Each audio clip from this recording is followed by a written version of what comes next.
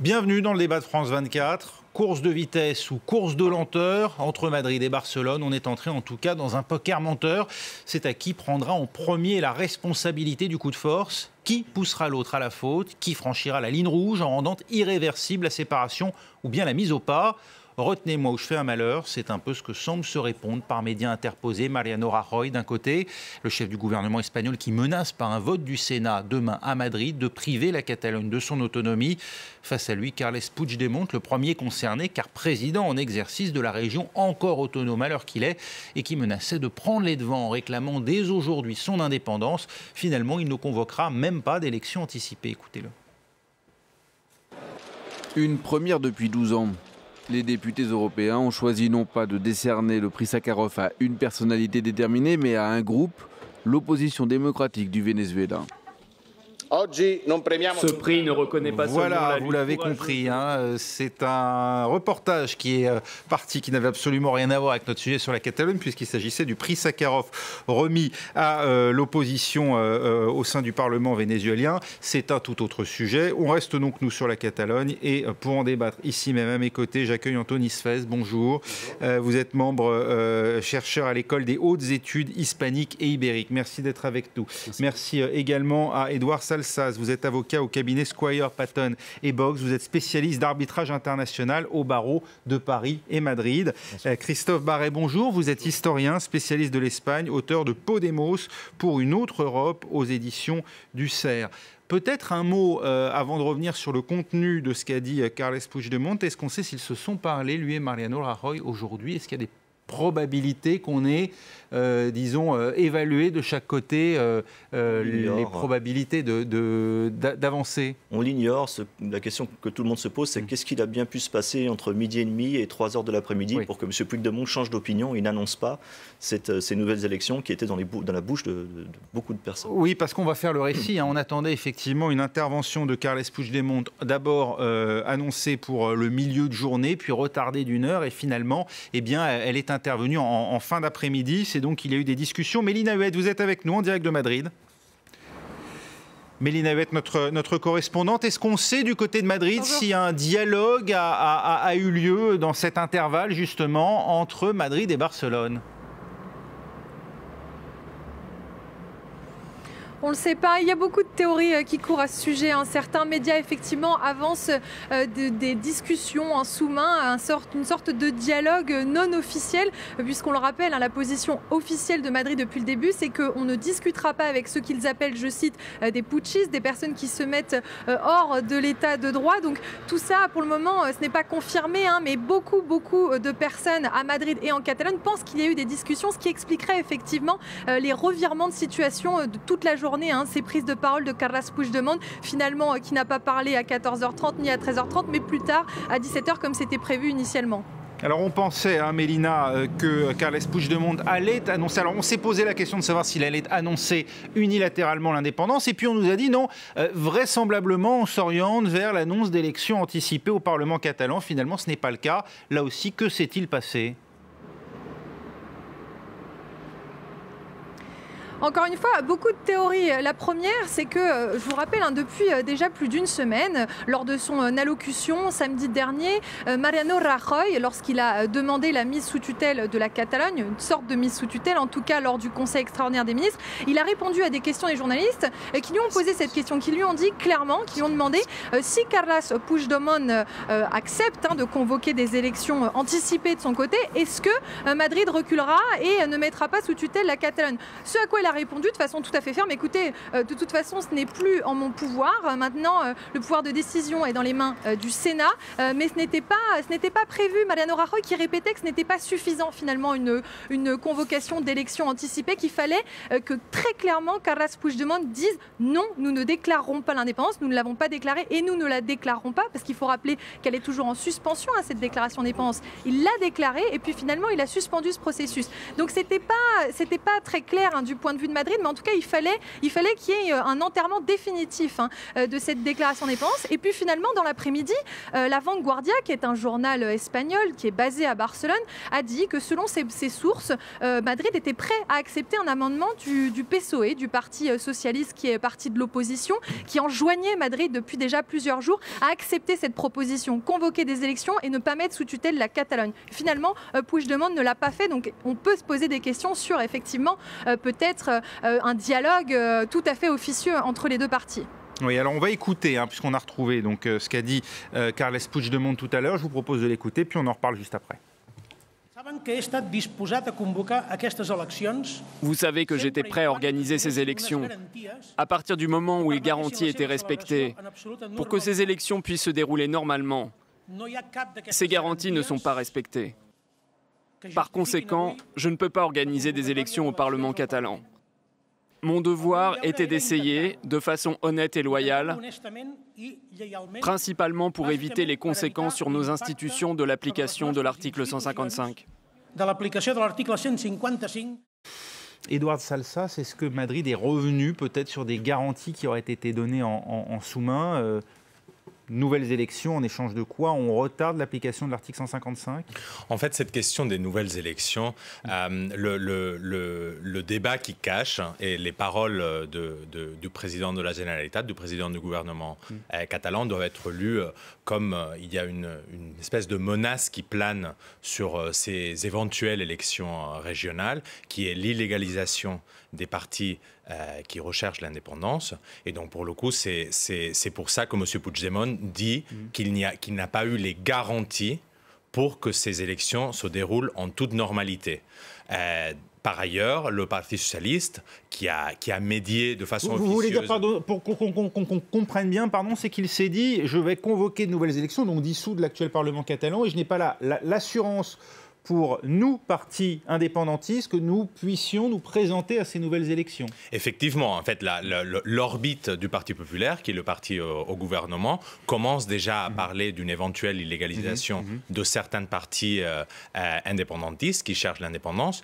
Et pour le coup, la question serait de, si ces élections régionales ont lieu, quels seront les partis qui pourront se présenter. Donc finalement, M. Puigdemont, je pense qu'en début de matinée, il était prêt à convoquer ces élections parce que finalement, on aurait eu le spectrum politique qui aurait pu se présenter à ces élections aurait été le même que les précédentes élections. Mais dans l'après-midi et dans la mesure où le Parti populaire n'a pas été clair sur cette question d'accepter l'amendement du Parti socialiste et sur la question de savoir si tous les partis pourraient se présenter, il a préféré de ne pas voilà, le Parti démocrate européen catalan de Carles Puigdemont et éventuellement d'autres d'ailleurs, la candidature d'unité populaire, notamment la CUP, qui est le parti d'extrême gauche mais qui soutient les indépendantistes, aurait pu être exclu d'un éventuel nouveau processus électoral en Catalogne. C'est ce qui aurait pu expliquer éventuellement qu'au dernier moment, ça refroidisse d'une certaine manière les ardeurs de Carles Puigdemont en faveur de la dissolution.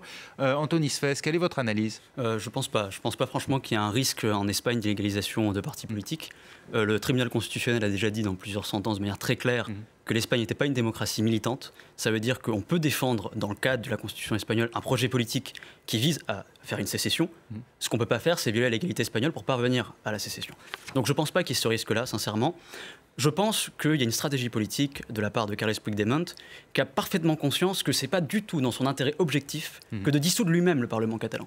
Parce qu'il sait très bien que s'il dissout lui-même le Parlement catalan, il y aura deux conséquences. La première, c'est une division absolue des forces indépendantistes. La CUP ne lui pardonnerait pas la dissolution du Parlement ? La CUP, mais pas que la CUP. Il y a aussi tout un secteur d'Esquerra Republicana, tout un secteur de PDK, de Convergence and Union.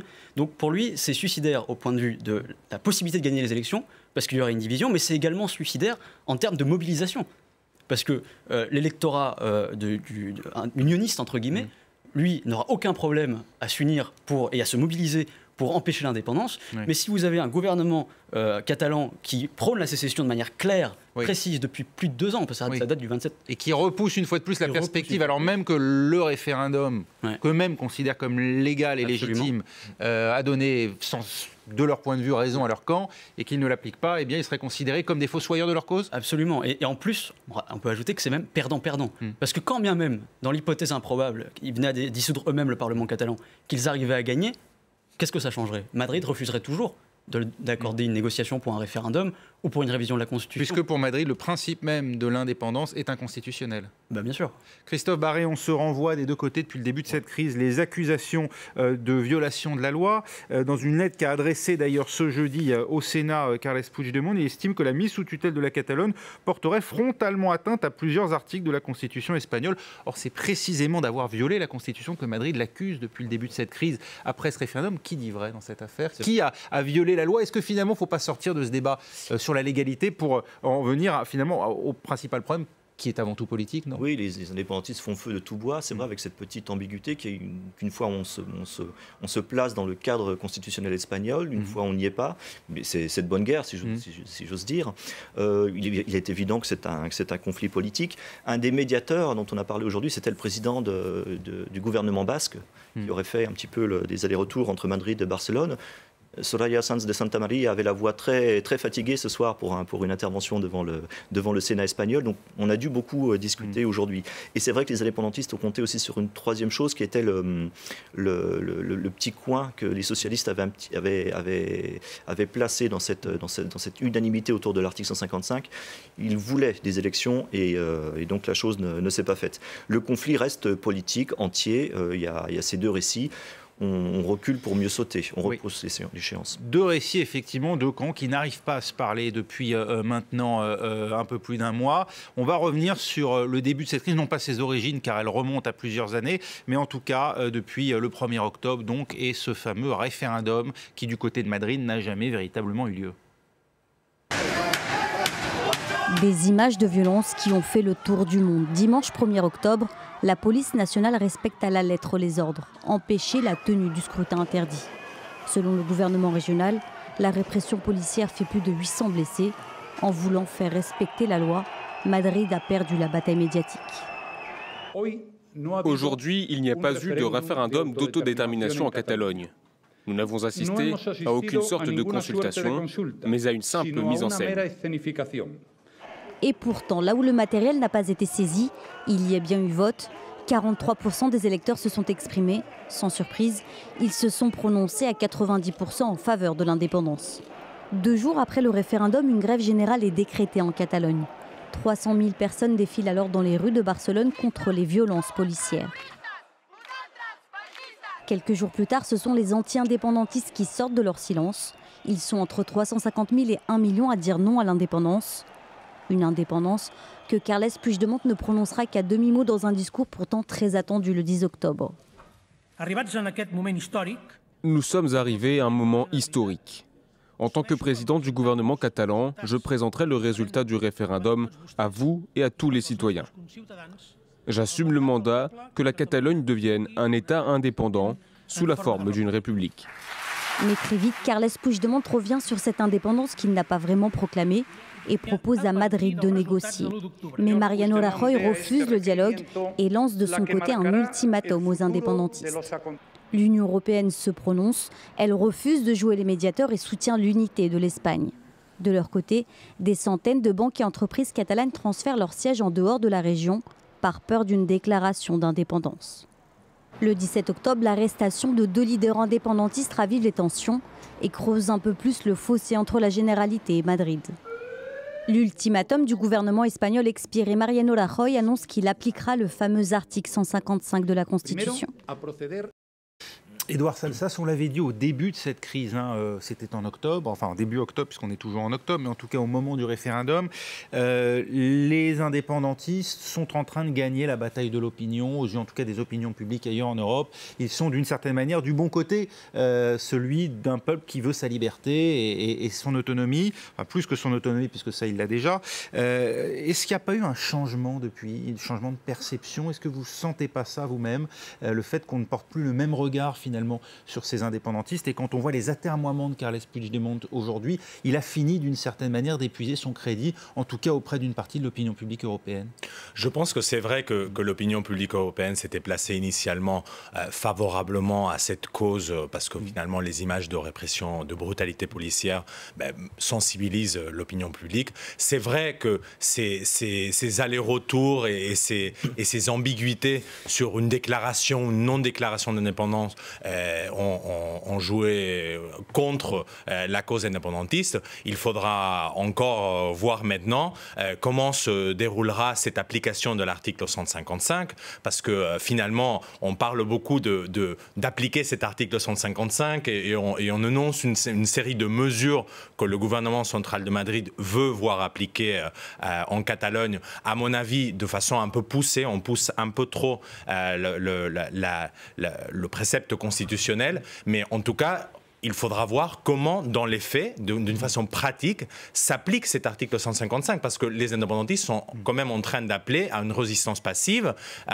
Le secret du pouvoir, ce n'est pas donner des ordres, c'est que quelqu'un obéisse ses ordres. Et donc, si finalement l'administration catalane ou la population catalane ne se plie pas à ces ordres ou pas de façon rapide ou efficace, finalement, ça peut bloquer le pays. On va en parler dans un instant de cet article 155. Mélina Huet, dans tout le récit de cette crise que vous avez évidemment suivi depuis Madrid, on a le sentiment finalement qu'il y a un point d'inflexion, notamment lorsque les partenaires européens ont très clairement douché les espoirs des indépendantistes en prenant fait et cause pour Madrid dans cette crise. Est-ce que ça a été un tournant, en tout cas dans l'image qu'ont donnée à la fois les indépendantistes et le gouvernement madrilène aux opinions publiques, à la fois en Espagne et ailleurs en Europe? C'est vrai qu'on parle beaucoup de cette bataille de l'image que les indépendantistes auraient au début gagné avec ces images de violence dont on a beaucoup parlé. Et puis, il y a eu ces récentes inflexions. Effectivement, il y a eu ce soutien de la communauté européenne. Mais c'est aussi pour une raison purement légale, je dirais, puisque pour l'Union européenne, hors de question finalement de faire de l'ingérence. Et donc, on se positionne derrière le gouvernement central, le seul qui est garant de la Constitution et donc de la légalité. Donc, il y a à la fois quelque chose de très légal, de très politique. On ne veut pas rentrer dans les affaires internes d'un pays européen. Mais cette bataille de l'image, elle est très importante en effet, parce que depuis une semaine, on a eu l'impression un peu que Mariano Rajoy reprenait un petit peu le pouvoir en lançant différents ultimatums. Des ultimatums, on l'a dit, un lundi puis un jeudi, où Carles Puigdemont avait le choix de dire oui ou non, j'ai déclaré ou pas l'indépendance la semaine dernière, chose qu'il n'a pas faite, avec beaucoup d'atermoiements, beaucoup de suspense aussi du côté catalan. Et encore une fois, cette bataille de l'image aussi, elle est en train de se rééquilibrer, je dirais, dans le sens où demain, qui est une journée très critique, personne n'a envie d'être le premier à dégainer, ou d'un côté la déclaration d'indépendance du côté catalan, ou bien l'article 155 du côté de Madrid. Et en même temps, et c'est un peu le paradoxe, ils ont envie d'être le premier à le faire pour la simple et bonne raison que si l'indépendance est déclarée avant la mise sous tutelle, eh bien les indépendantistes diront, écoutez, voilà, maintenant il n'y a plus qu'une loi qui règne, et c'est la nôtre, celle d'une république catalane. Et si c'est l'inverse, Madrid dira de toute façon, premièrement, votre déclaration d'indépendance, elle est illégale, et en plus, on suspend votre autonomie, votre Parlement va être dépossédé de ses prérogatives, de sa substantifique moelle, donc cette déclaration d'indépendance n'a aucun impact. Donc c'est à la fois une course contre la montre, une course pour gagner la bataille de l'image, et donc c'est là que l'équilibre est très difficile à trouver pour les deux parties, je dirais. Oui, merci Mélina, avec nous en direct de Madrid. Restez avec nous, on se retrouve dans un instant pour la deuxième partie de ce débat.